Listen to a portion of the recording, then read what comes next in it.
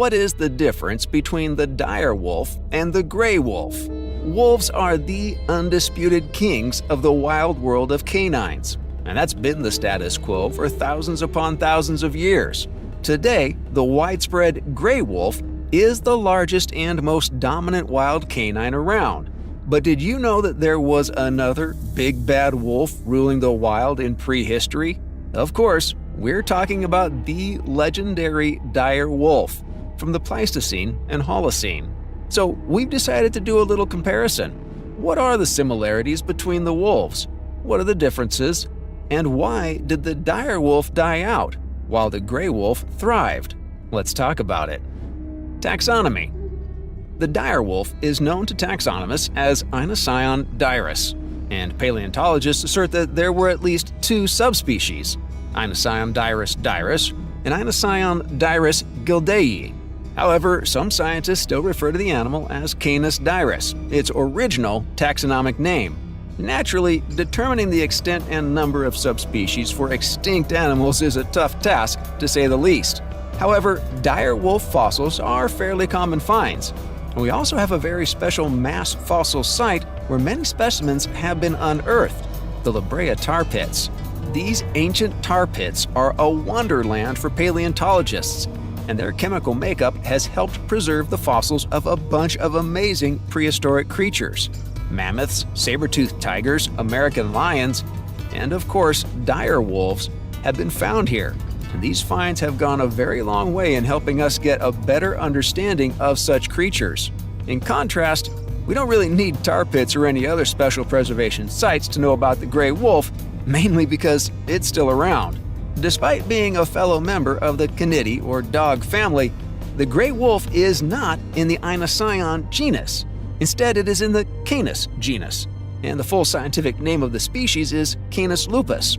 There are 38 Canis lupus subspecies, including the Eurasian wolf, Canis lupus lupus, the dingo, Canis lupus dingo, and the domestic dog, Canis lupus familiaris.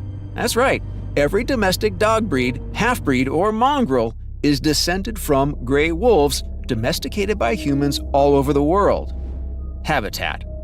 Gray wolves and their subspecies are found all over the world. Obviously, domestic dogs are found pretty much anywhere human settlements are located. However, even wild wolves have a near global distribution, with Antarctica being the only major continent without a native Canis lupus subspecies. These wolves live in plains, forests, deserts, tundras, swamps, mountains, along coastlines, and even on the edges of farms, towns, and other human settlements. That said, wolves often prefer to live deep in the wild whenever possible, but their main priority is obviously being close to their prey and potential food sources. The dire wolf was also fairly adaptable when it came to habitat. Fossils have been found in plains, mountain forests, and semi-arid grasslands in the Americas. Suspected dire wolf remains have also been unearthed in the steppes of eastern Asia. Based on this evidence, it appears that the dire wolf population were highest in lowland plains, where common prey was most abundant. Evolution and time range. Gray wolves have been around for several 100,000 years at least, though some fossils from the Arctic Circle are speculated to be north of 1 million years old. Canis lupus is descended from Canis mossbachensis, another extinct wolf we might talk about in detail soon. Mossbachensis was predominantly based in Europe about 1.5 million to 400,000 years ago, or the early to middle Pleistocene to paleontologists. Its descendants migrated to North America thanks to the Great Bering Land Bridge, and the rest is prehistory. The gray wolf emerged and survived trials and terrains steeped in danger, surviving some of prehistory's biggest and meanest mammalian killers. Giant bears, giant cats, and even giant dogs like the dire wolf were just a few examples. But before that, when Mossbachensis was still succumbing to extinction in the Old World, the dire wolf thrived in the New. Even more interestingly, no one is sure how they evolved and what they evolved from. With raging debates all around the dog pound, scientists now settle for the simple Canini taxonomic classification. Canini is basically a subtribe within the Canidae family, and one of the earliest documented members of this group was Aenocyon divisi, which looked like a giant coyote and lived around 9 million years ago. A few more millennia, glacial periods, adaptations, and migrations later, the Canis genus emerged in Eurasia, and an unknown number of genetic lines migrated back to the Americas, where the dire wolf lived and eventually died. Most interesting of all are the recent developments involving CRISPR gene editing technology. Basically, a group of scientists have spliced isolated dire wolf genes into gray wolf embryos to create hybrid wolves that have the posture, skull shape, and jaw power of the believed to be extinct dire wolf. So far, 3 of these fascinating pups have been born, and they're growing fast. Romulus, Remus, and Khaleesi are their names. And being the hottest new stars of the scientific world is their game for now. As they approached 6 months old, the CRISPR dire wolves had already outgrown hand-rearing playtime with humans. They weighed about 80 pounds at that age too, and will be considerably larger by the time they are a year old.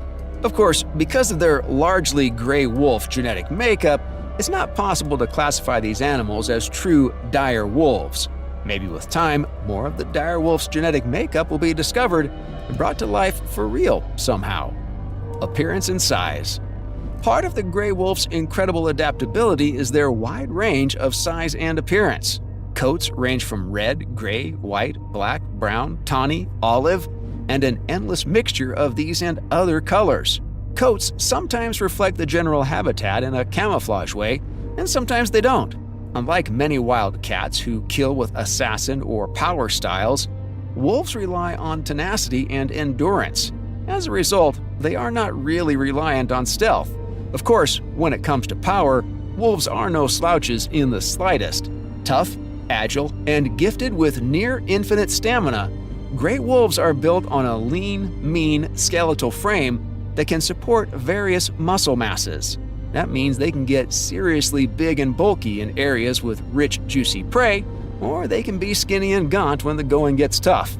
Coats also vary across subspecies. Most northern hemisphere gray wolves have double coats, which allows them to grow significant winter fur for when the chill gets serious. When it comes to size, the numbers vary a lot. Body length is between 41 and 63 inches, while shoulder height ranges from 31 to 33 inches. Skulls are about 9.1 to 11 inches long. Weight is from 26 to 175 pounds, with the average being 88 pounds. Males are generally larger than females of similar age and ecosystem. Wolves also tend to get bigger the further north you go, a phenomenon known as Bergmann's rule.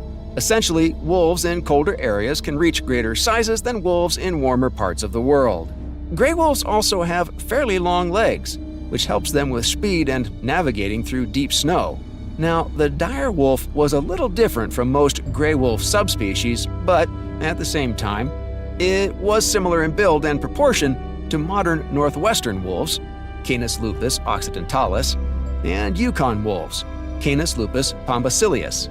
Skull length was a bit longer than a modern wolf's, about 12 inches. Dire wolf skulls are also a bit wider in the frontal region and palate. However, their feet were a little smaller than northern gray wolves. Scientists have also managed to assemble full dire wolf backbones, and it turns out they had the same number of vertebrae as gray wolves.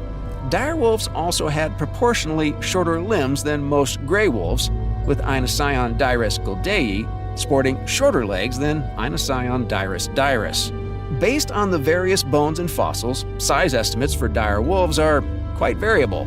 The gildei dire wolf had an average body weight of 132 pounds, while dirus was a bit bigger, at 150 pounds.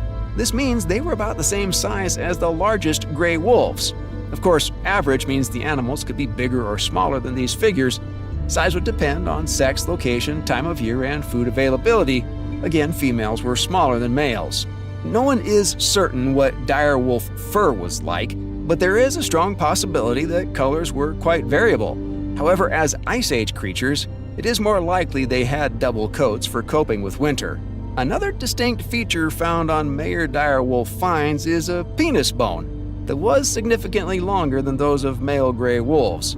This penis bone, also known as a baculum, is pretty unique within the dog family, which suggests the dire wolf may have had markedly different mating and reproductive behaviors from gray wolves and other canids. Additionally, direwolf remains show strong evidence of physical plasticity over time.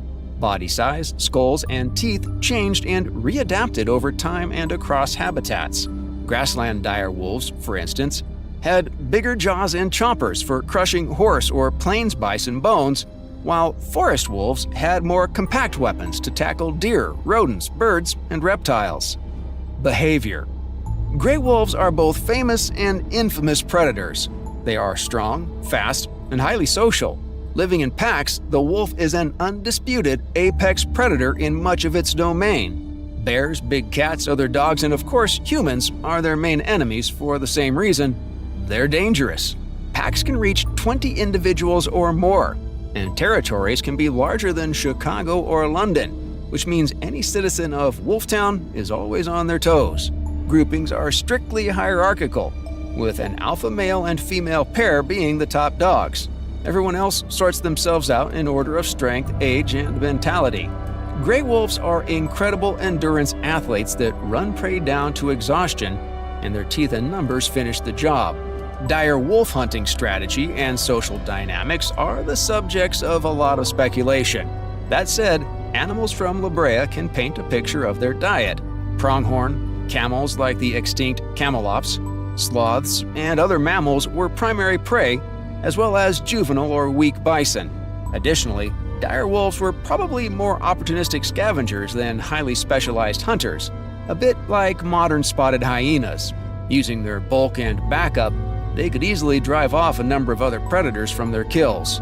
Gray wolves themselves were likely common victims of these meat muggings. Ultimately, thanks to gradual shifts in climate and the resulting impact on prey availability, dire wolves and other iconic meat eaters like Smilodon and the American lion went extinct. Competition with smaller, more efficient hunters became too stiff, and the arrival of humans was the straw that blew the dire wolf's house down once, but maybe not for all. With DNA science doing its thing, we may soon live in a world where the dire wolf howls wild and free again.